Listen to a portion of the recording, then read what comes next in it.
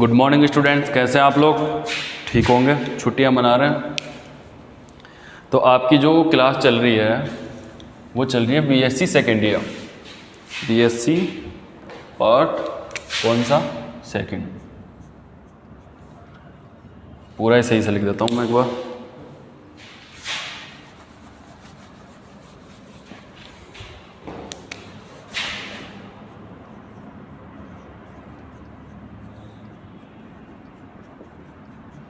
चलो, फिजिक्स चल ही रही है, आप लोगों को पता ही है।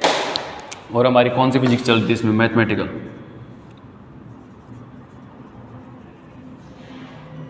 मैथमेटिकल फिजिक्स चल रही थी, जिसमें हमने क्या पढ़ा था? डाइवर्जेंस पढ़ लिया, और क्या पढ़ा था? डाइवर्जेंस पढ़ लिया, ग्रेडियंट पढ़ लिया, ये सब पढ़ लिया। अब इसके बाद में जो हमारा टॉपिक है वो है डेल स्क्वायर फाई का मान ज्ञात करना। कब? ऑर्थोगोनल कर्वीलिनियर कोऑर्डिनेट सिस्टम में। अब डेल स्क्वायर फाई कैसे ज्ञात करते हैं? ये है हमारा टॉपिक, डेल स्क्वायर फाई, ये ज्ञात करना। अब ये कैसे ज्ञात करते हैं ये देखना है अपन को। अब हम जानते हैं वी नो डैट, क्या जानते हैं हम लोग? We know that. Del phi क्या होता है? डेल फाई क्या होता है अपना? E1 cap H1 cap del del U1 phi plus E2 H2 del U2 phi plus E3 H3 del del U3 phi. ये मान होता है, हमें प्राप्त पता है। और आपको ये भी पता है जो ग्रेडियंट होता है वो कैसा होता है? स्केलर क्वांटिटी होती है। तो ये भी देख लीजिए, we know date.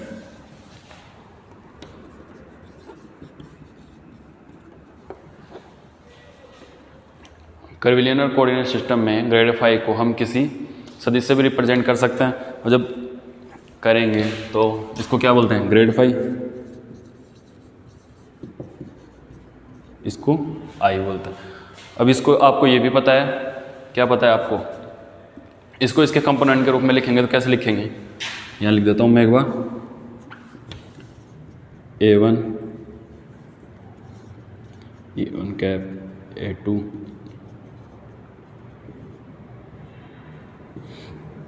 E1 E2 E3 क्या है इसके? क्या है? यूनिट वेक्टर है, U1 U2 और U3 के लॉन्ग। अब ग्रेड फाई, इसमें हमने जी के लिए निकाला था, तो जी के लिए निकाला था, तो जी की वैल्यू कैसे निकाली थी हम लोगों ने? जैसे grad phi del phi equal to क्या लिखा था हमने? G1 E1 cap G2 E2 cap plus G3 E3 cap. ये तीनों मान किए थे। और जब ये तीनों मान किए थे कब? जब हमने ग्रेड फाई निकाला था, तो हमने G1 और G2 G3 का मान निकाला था। तो यहाँ पे क्या है? ये सेम है, यहाँ वहाँ G1 लिया था, अब यहाँ पे हमारे जो वेक्टर है वो A1 A2 A3 है। तो G1 G2 और G3 के जो मान थे वो ही किसके होंगे? A1 A2 और A3 के होंगे। तो देखिए एक बार, G1 इक्वल टू A1 कितना होगा? देखिए 1/H H1 del phi del U1 A2 1/H2 del phi del U2 G3 A3 1/H3 del phi upon del U3। ये मान हो गए। अब ये मान हो गए तो क्या होगा? ये डेल फाई है। अब डेल फाई को, डेल फाई पे एक और ऑपरेट करवाते हैं, एक डेल और ऑपरेट करवा दें तो कितना हो जाएगा? Del phi. क्या होगा? सदिश नियमों से खोलेंगे तो क्या हो जाएगा ये? जैसे del dot del phi minus, ऐसा खुलेगा। ये तो हो जाएगा 0, सेम डायरेक्शन की वजह से। और ये कितना हो जाएगा? Del square phi. तो ज़्यादा परेशान होने की ज़रूरत नहीं है, इसको आप ऐसे भी याद कर सकते हैं। क्या? Direct del square phi, del square phi. और डेल स्क्वायर फाई है, इसको आप क्या लिख सकते हैं?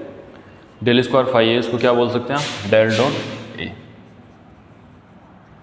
डेल डॉट ए, क्योंकि ए क्या है अपने पास डेल फाई और ए का मान रखते हुए क्या हो जाएगा del square phi.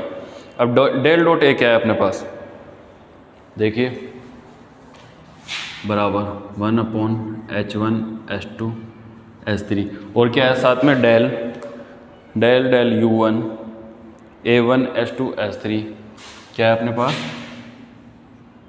Del del U1 A1 H2 S3 plus del del U2 A2 H1 S3 plus S3 और ये आ जाएगा H1 ऐसा U3 A3 H1 H2। लेकिन हमें यहाँ किस में चाहिए मान, डेल स्क्वायर फाई, हमें फाई में चाहिए और यहाँ पे मान हमें किस में मिल रहा है, ए में मिल रहा है, तो हमें ए में नहीं चाहिए।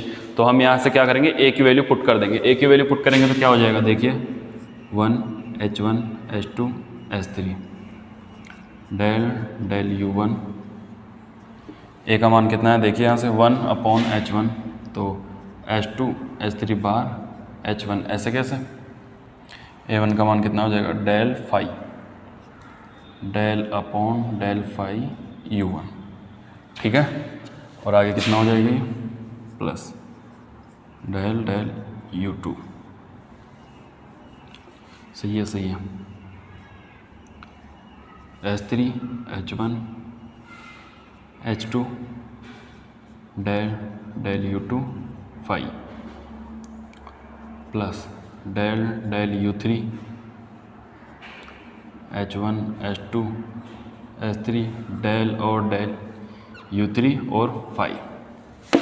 ये देखो ये हमें किसका मान मिल गया, देखिए एक बार S3 H1 H2 del phi del U2 del U3 H1 H2 S/H3 ये हमें मिल गया डेल स्क्वायर फाई। किसका मान है ये अपना, डेल स्क्वायर फाई का मान है। और डेल स्क्वायर फाई का मान, इसमें हमें कुछ ज़्यादा कुछ भी नहीं करना है। क्या करना है हमें, डेल स्क्वायर फाई ये ज्ञात करनी है, डेल स्क्वायर फाई का मान वी नो डेट फाई जानते ही हैं और हम ये जानते हैं कि कर्विलिनियर कोऑर्डिनेट सिस्टम में डेल फाई यानी कि इसको क्या मान लिया, एक वेक्टर क्वांटिटी मान लिया। Vector quantity curvilinear coordinate system में इसके कंपोनेंट्स क्या होते हैं, ये वाले होते हैं। और जब हमने ग्रेड फाई निकाला तब उसमें हम G1 G2 और G3 के मान निकालते, तो इसमें भी A1 A2 A3 के मान निकालेंगे सेम ही। तो ये G1 और A1 ये सेम ही है, वहाँ हमने G1 माना था और यहाँ पे A1 माना है, तो इन दोनों के जो G1 और G2 G3 के मान होंगे वही किसके होंगे, A1 A2 A3 के मान होंगे। यहाँ से हम डेल स्क्वायर फाई निकालेंगे तो डेल डॉट ए हमारे पास क्या था ये, लेकिन हमें ए में मान नीचे हमें चाहिए फाई में मान, तो हमने क्या किसका मान A1 A2 A3 का मान रख दिया और हमें मिल गया ये फाई में वैल्यू प्राप्त हो गई हमें। अब यहाँ तक उतार लीजिए और आगे चलते हैं, फिर मिटा देता हूँ मैं, अब उतार लेना आप। अब जो हमारा नेक्स्ट सॉरी डेल फाई तो लिख ही देता हूँ यहाँ पे, काम आएगा भी। Del dot phi equal to कितना होता है,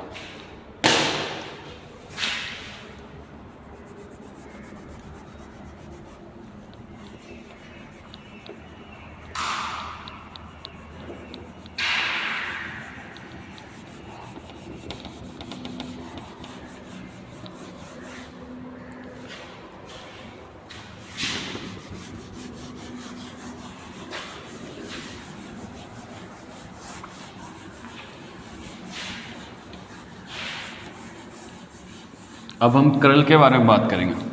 किसके बारे में बात करेंगे, कर्ल के बारे में बात करेंगे।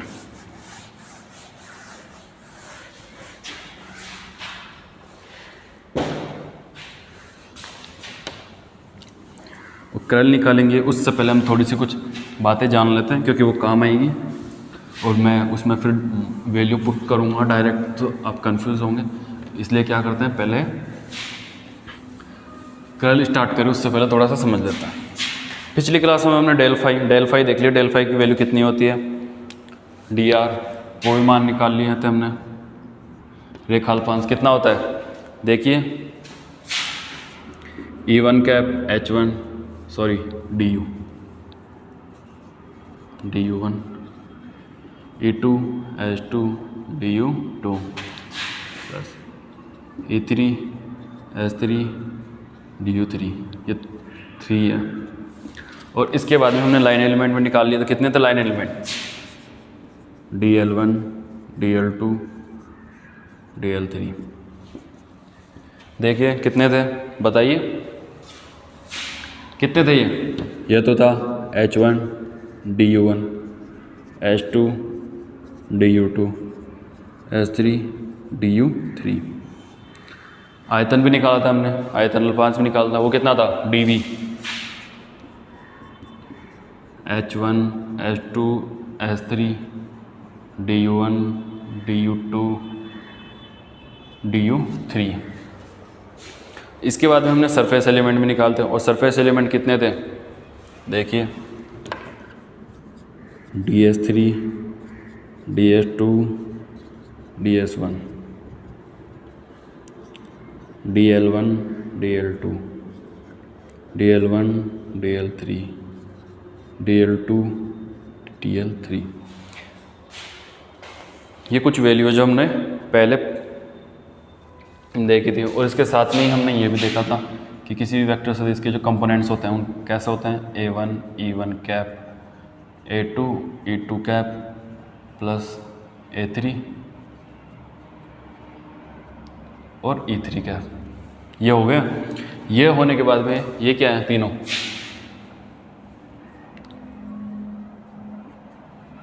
यूनिट वेक्टर्स हैं, किसके अलाउ, U1 U2 और U3 के अलाउ, एक्सेस के अलाउ। इतना पढ़ ही लिया था हमने, ये वैल्यू फाइंड आउट करने के बाद में आगे देखते हैं हम क्या करते हैं। हम पढ़ेंगे कर्ल के बारे में, पढ़ेंगे कर्ल ए यानी कि डेल क्रॉस ए, ये पढ़ेंगे हम, ये पढ़ेंगे। ये पढ़े उससे पहले हम लोग ये देख लेते हैं एक बार, ये देख लिए आगे समझ में। अब जो हमारा जो टॉपिक चलेगा वो चलेगा अब कर्ल, वेक्टर फील्ड में या फिर किसी भी सदिश क्षेत्र में किसी सदिश का कर्ल निकालना है, वो कैसे निकालते हैं। और हमें कर्विलिनियर कोऑर्डिनेट सिस्टम में क्या प्रूफ करना है, curl A equal to del cross A, ये करना है। इसका क्या करना है, रेखा समाकलन। जो हमने डाइवर्जेंस निकाला उसमें तो हम क्या लेते थे, फ्लक्स लेते थे, सरफेस। लेकिन इसमें क्या करेंगे, इसमें लेंगे हम एल, रेखा समाकलन। इसमें क्या करेंगे, रेखा समाकलन। ये इतना होने के बाद में आप चलिए इसको मिटा देता हूँ मैं इन सबको, और रेखा समाकलन। इसमें क्या होता है, जैसे कर्ल में क्या करेंगे, हम लाइन एलिमेंट लेंगे, उसमें क्या करते थे सरफेस एलिमेंट इनकी फाई फ्लक्स लेते थे, और इसमें हम क्या करेंगे लाइन एलिमेंट लेंगे, उसमें तो जैसे आयतन लेते थे dV, इसमें हम लेंगे पृष्ठ के अकॉर्डिंग, किसके अलोंग, पृष्ठ के अलोंग।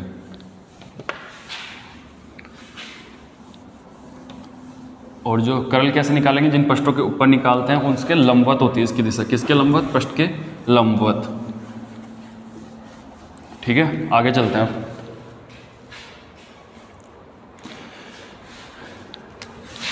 जो हमारी हेडिंग है वो है कर्ल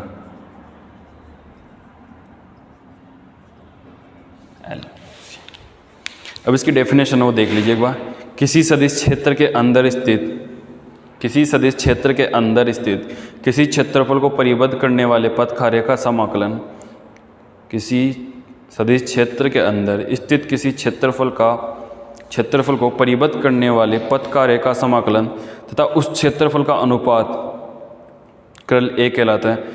कर्ल ए एक वेक्टर क्वांटिटी है,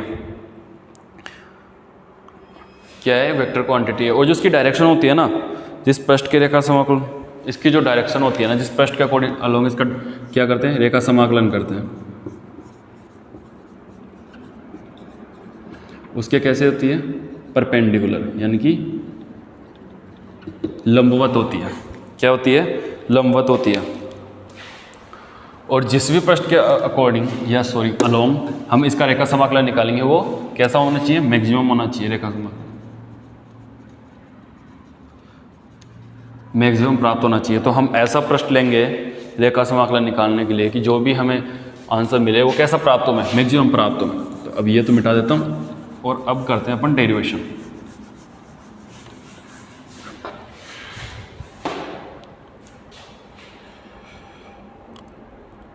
इनकी लाइन एलिमेंट सॉरी कैसे प्राप्त होगा, रेखा समाकलन कैसा प्राप्त होगा, मैक्सिमम।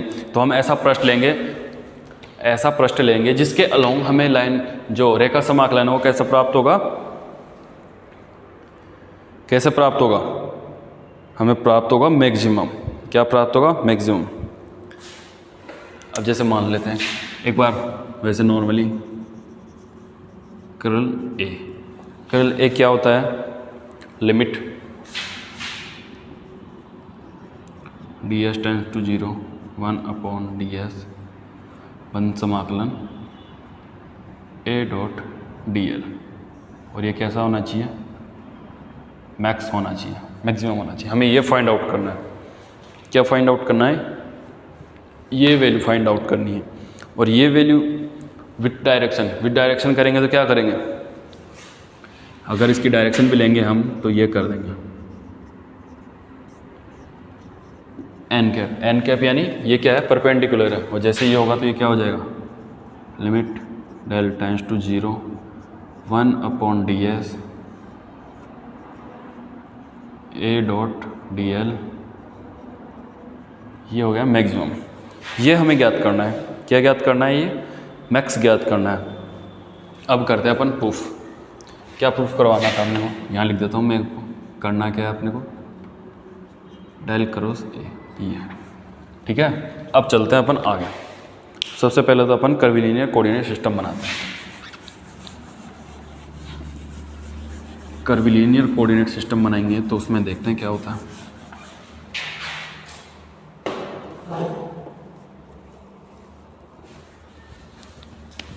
ये हमारा हो गया कर्वीलिनियर कोऑर्डिनेट, सॉरी ये तो कुछ ज़्यादा ही हो गया।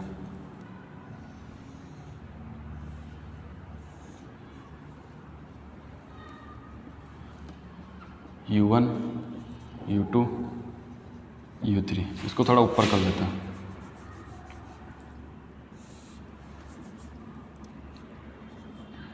U1 और इसके जो लाइन एलिमेंट होंगे वो कितने होंगे, H2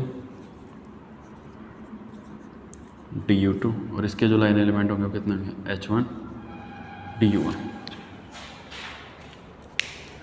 अगर हम इन दोनों पृष्ठों के बीच में रेखा समाकलन निकालेंगे या इन दोनों पृष्ठों के बीच में, तो जो हमारा कर्ल होगा वो किस डायरेक्शन में होगा, यहाँ परपेंडिकुलर, यानी कि इस तरफ होगा। ये यूँ है, यूँ इस तरफ से है ऐसा, तो ये इस तरफ में हो जाएगा। ये इन दोनों के पृष्ठों के बीच के अंदर हम निकालेंगे तो इसकी डायरेक्शन कैसे होगी, ऐसे लंबवत परपेंडिकुलर। तो U1 और U2 के बीच में निकालेंगे तो क्या प्राप्त होगा हमें, U3, यानी कि हम क्या करेंगे, इसका थर्ड कंपोनेंट निकालेंगे। जो हमारे पास कर्ल होगा CU, इसका निकालेंगे हम थर्ड कंपोनेंट। तो कर्ल जैसे ए है हमारे पास, मान ही लिया, माना, ये उतारना नहीं है, सिर्फ समझाने के लिए। कर्ल ए है, वो क्या है हमारे पास, ए है। तो हम क्या निकालेंगे, हम क्या करेंगे, पहले इसका थर्ड कंपोनेंट निकालेंगे, यानी कि ये निकाल लेंगे। पहले इन दोनों पृष्ठों के बीच में निकाल लेंगे। निकालना तीनों पृष्ठों के लिए हमें, इसके लिए भी, इसके लिए भी, इसके लिए भी। जब U3 और U2 करेंगे तो U1 के ये U1 लंबवत हो जाएगा और U3 और U1 करेंगे जब U2 लंबवत हो जाएगा। तो हम क्या करेंगे, पहले इस पृष्ठ के इस वाले पृष्ठ में निकाल लेते हैं। इस पृष्ठ में निकाल लेते हैं। इस पृष्ठ में निकाल के हम क्या करेंगे, सिमिलरली करके इनका और इनका भी निकाल लेंगे। इस पृष्ठ में निकालेंगे तो हमें क्या प्राप्त, कहाँ लंबवत मिलेगा, U3 के अलोंग। U3 के अलोंग यानी कि इसका थर्ड कंपोनेंट निकाल लेंगे। और थर्ड कंपोनेंट निकालेंगे तो अब देखिए, लिखिए, और जहाँ पे ये तीनों बिंदु आपस में एक दूसरे को काटते हैं वो हमारा हो गया O बिंदु। ये वाला इसको दे दो L, इसको दे दो M और इसको दे दो N। अब लिखना स्टार्ट कीजिए आप। लिखिए OL के अनुदेश, OL के अनुदेश रेखा समाकलन, OL के अनुदेश रेखा समाकलन कितना होगा, देखिए OL के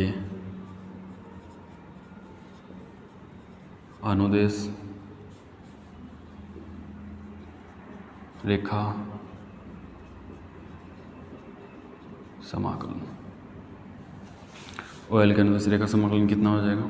A.dl equal to A1 H1 और DU1, इक्वेशन नंबर फर्स्ट। इसके अनुदिश आएगा तो रेखा समाकलन कितना हो जाएगा? A.HOL के अनुदिश OL के अनुदिश H2 होगा A2 H2 और DU2। आप कैसे भी कर सकते हैं, आप इसको U1 मान सकते हैं, इसको U3 मान सकते हैं, इसको U2 मान सकते हैं, इसको U3 मान के इसको U2 इसको U1 मान सकते हैं, कैसे भी कर सकते हैं। अब आगे चलते हैं। अब देखिए ये डायरेक्शन कैसे होगी? अगर सेम डायरेक्शन होगी तो डायरेक्शन जैसे ओके सेम होगी तो मिलेगा हमें पॉजिटिव साइन, और अगर अपोजिट होगी तो मिलेगा नेगेटिव साइन। ये सब जानते हैं आप। अब ये इस डायरेक्शन में जा रहा है, इस डायरेक्शन में, इनकी डायरेक्शन क्या होगी? अपोजिट। तो ये कैसे प्राप्त होगा? हमें नेगेटिव में प्राप्त होगा। तो L से M में जाएंगे, L से M तक जाने में A में जो चेंज होगा, A में जो चेंज होगा वो क्या होगा? चेंजेस कैसे निकालते हैं हम? जैसे A यहाँ क्या था हमारा? A2 चेंज होगा इसके अनुदिश, यानी कि ये H2 DU2 और ये H1 DU1, ये तो चेंज हो गया। और हमें चाहिए क्या? रेखा समाकलन। तो क्या करेंगे? समाकलन चाहिए। ये इसका क्या कर देंगे? हम मल्टीप्लाई कर देंगे। तो ये क्या मिल जाएगा हमें?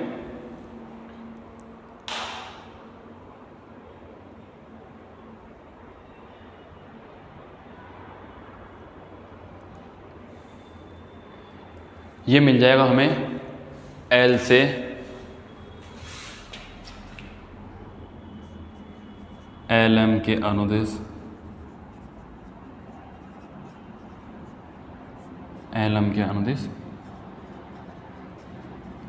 रेखा समाकलन डॉक्टर डॉट ADL। ये कहाँ से? O से L। ये कहाँ से? L से M। कितना हो जाएगा? A2 H2 DU2, ये कितना हो जाएगा? H1 DU1 H1 DU1। ये हो गया। इक्वेशन नंबर दे दीजिए 2। इक्वेशन नंबर 2 दे दिया।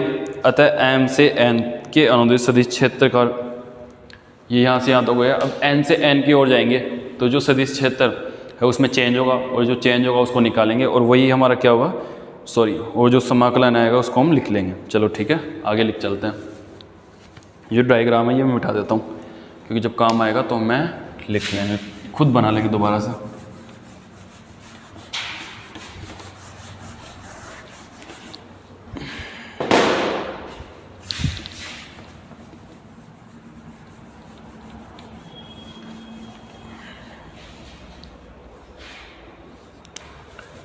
अब लिखता हूँ मैं, कहाँ थे? L M। अब N M N के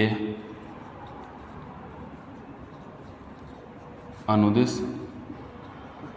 रेखा समाकलन कितना होगा? M N A.dl। Opposite direction में जा रहा है तो क्या आ जाएगा? Negative sign. तो ये H2 A2 H2 DU2 plus ये भी जुड़ जाएगा उसमें। कितना है? A2 H2 DU2 H1 DU1 H1 DU1। ये हमें प्राप्त हो गया किसके अकॉर्डिंग? किसके अलोंग? MN के अलोंग हमें ये प्राप्त हो गया। अब ये प्राप्त होने के बाद में आगे चलते हैं हम। MN के अनुदिश ये प्राप्त हो गया। ये हो गई इक्वेशन नंबर 3। अब हमने क्या किया? बंद पृष्ठ का चाहिए हमें। बंद पृष्ठ यानी कि पहले क्या?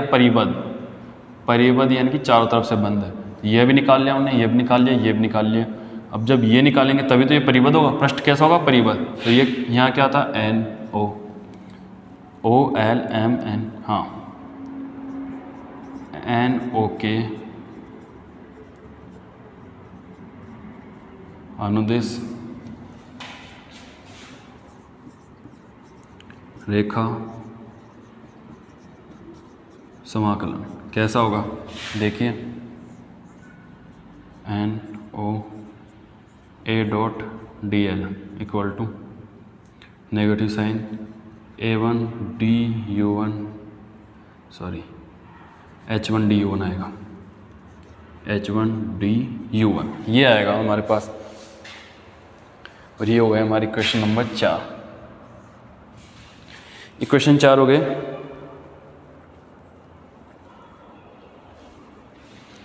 इक्वेशन 4 होने के बाद में अब देखिए आप,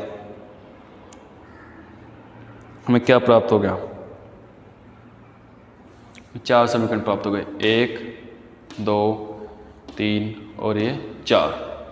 तो 1 2 3 4 5 वैल्यू प्राप्त हो गई हमें। अब देखिए कुछ हो रहा है इनमें, क्या हो रहा है देखिए एक बार। ये प्राप्त हो गया हमें H1 A1 DU1, H2 U2 DU2, ये भी प्राप्त हो गया। अब हमें प्राप्त हो गया del U1 U2 A2 DU1। हमने एक चीज़ गलत कर दी। क्या गलत कर दी? जो चेंज होगा ना, चेंज कैसे होता है? डेल होता है। तो ये क्या आएगा? डेल आएगा हमारे पास। क्या आएगा? डेल आएगा। और डेल आएगा तो क्या हो जाएगा?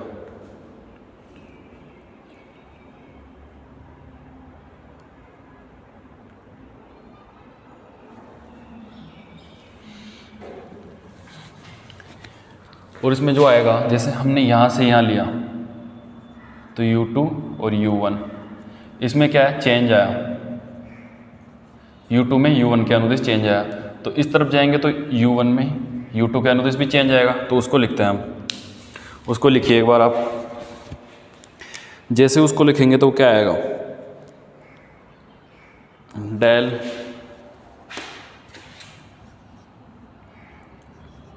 A1 H1 DU1 H2 DU2 H2 DU2। ये भी चेंज कहाँ होगा? ऐड होगा। कहाँ पे? इसमें ऐड हो जाएगा ये जी। इक्वेशन आ जाएगी 5। अब क्या करेंगे? टोटल चाहिए हमें, टोटल कॉस्ट का चाहिए। तो अब क्या करेंगे? इन सबको जोड़ देंगे, ऐड कर देंगे इनको। और ये भी नेगेटिव साइन में आएगा क्योंकि ये भी अपोजिट डायरेक्शन में है। तो अब चलते हैं आगे। मैं ये मिटा देता हूँ।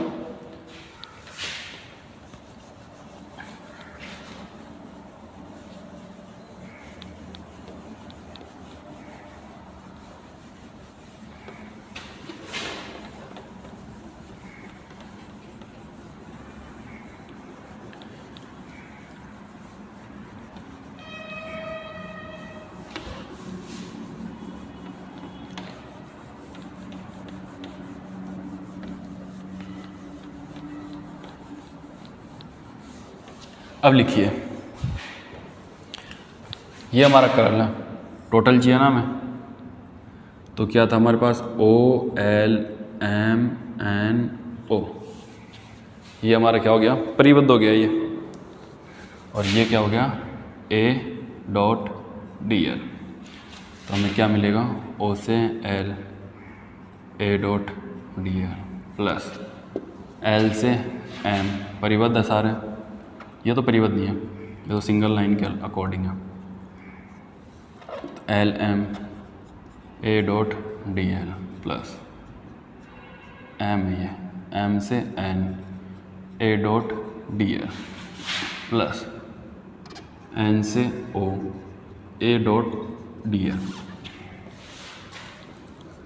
तो मैं क्या करता हूँ? सिस्टमेटिकली तरीके से जमा देता हूँ। तो आप परेशान ना हो कि कैसे किया है मैंने। तो अब देखिए करते हैं। A1 H1 DU1 उधर से किया है मैंने, ये लाइन से कर लेते हैं। 1 के पहले लिख लेते हैं और H2 के बाद में प्लस A2 H2 DU2। ठीक है, अब जो चेंजेज आए थे वो भी कर लेते हैं। डेल A1 का लिख लेते हैं पहले, या फिर H2 का लिख लेते हैं पहले, सेम कर लेते हैं। A2 H2 DU1 DU2 और साथ में क्या आएगा DU2। DU1 आएगा यहाँ पे, क्योंकि अगर H करेंगे तो किसके सापेक्ष करेंगे, 1 के करेंगे। अब माइनस में देखिए क्या क्या आएगा, A1 H1 DU1, ये नेगेटिव में आ गया। अब देखिए negative del A1 H1 DU2 DU1 और DU2, ये हो गया यहाँ तक। और माइनस में नेगेटिव साइन में यहाँ से ये आ जाएगा एक A2 H2 DU2, जो कैंसिल आउट हो रहे हैं उनको कैंसिल आउट कर दो। बचा क्या हमारे पास, del A2 H2 DU1 DU2 DU1 minus del A1 H1 DU1 DU2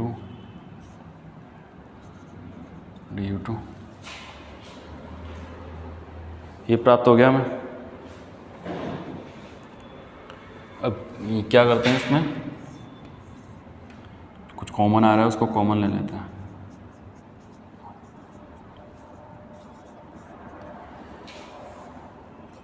del A2 H2 del U1 minus del A1 H1 del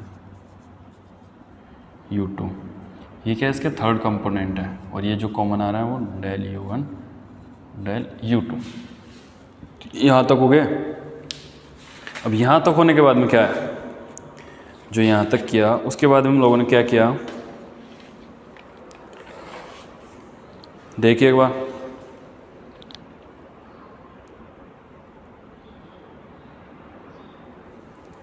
यहाँ तक हो गया। अब जो हमारा कर्ल होता है वो क्या होता है, देखना एक बार, मिटाता हूँ ऊपर से फिर देखना।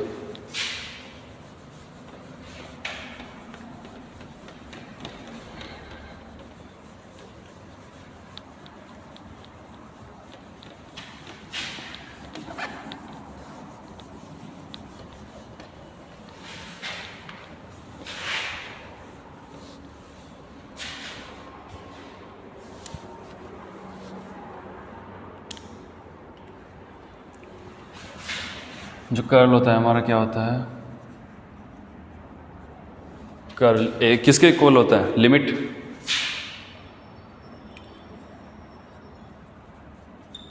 क्योंकि थर्ड कंपोनेंट है ना इसलिए, और डॉट, और ये भी कैसा होना चाहिए, मैक्सिमम। और ये क्या होता है, इसका थर्ड कंपोनेंट क्या होता है, H1 H2 DU1 DU2 ये होता है, और A डॉट DL ये होता है। और ये वैल्यू कैसी होती है, और थर्ड पर्स्ट का है तो इसका क्या करेंगे, OLMNO। ये वैसे जनरली है नहीं, लेकिन आपको समझ में आ जाए इसलिए मैंने यहाँ रख दिया। अब इसका मान यहाँ रखेंगे तो क्या प्राप्त होगा हमें, 1/H1 H2 DU1 DU2। इसका थर्ड कंपोनेंट कर लीजिए, तो ये मान रखिए अब आप, del A2 H2 U1 A1 H1 U2 DU1 DU2। ये इससे कैंसिल आउट हो जाएगा, तो बचेगा क्या हमारे पास, 1/H1 H2 del A2 H2 U1 minus del A1 H1 U2 ये प्राप्त हो गया हमें इसका थर्ड कंपोनेंट, जो कर्ल था कर्ल एल, इसका जो थर्ड कंपोनेंट है वो हमें प्राप्त हो गया। अब कंप्लीट के लिए हमें क्या चाहिए,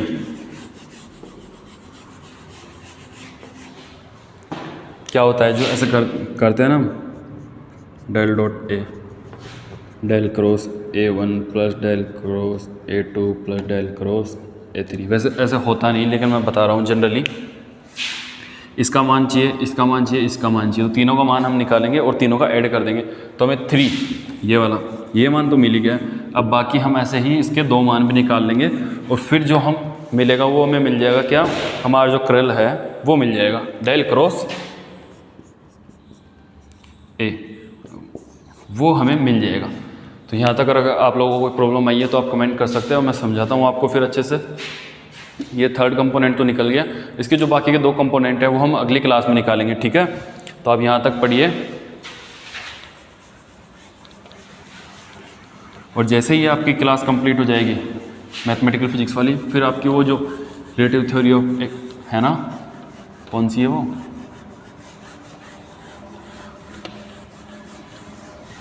वो स्टार्ट कर देंगे हम,